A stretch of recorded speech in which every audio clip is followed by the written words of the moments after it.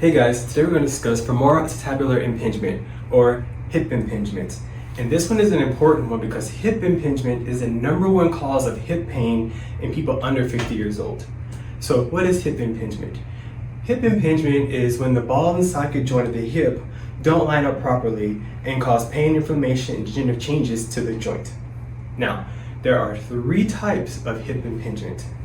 There is the cam type, which means that the ball of the ball and socket joint is improperly formed and is not fitting in the joint properly, with excess motion that can cause changes on this ball joint and cause degenerative changes. Typically, we see this in young men. The pincer type is where the actual socket of the ball and socket joint has damage or is not properly formed.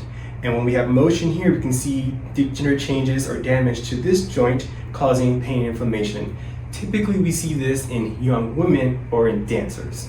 But the most common type of hip impingement is what's called combined, so a combination of the both. Now, hip impingement is important because this is the situation that isn't usually caused by trauma.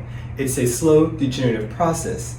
If we catch it early and treat the symptoms in the beginning, we can avoid surgery. And just because it's degenerative changes means that there are certain people who are predisposed to it. Some people are just born with their parts that are just not properly formed, properly fitting, but we see this in certain people who do certain activities. We see this in people who do the breaststroke and swimming. We can see this in dancers. We can see this in people who do work on the floor on their hands and knees, like people who do flooring or install tile and things of that nature. So if you or anyone you know is having some pain in the hip area that leads into the groin, I want you to stay tuned. In this series of videos, we're going to talk to you about how we diagnose it in our office. We're going to show you how we treat it in our office, and we'll show you things to do at home if you're having a little bit of hip pain.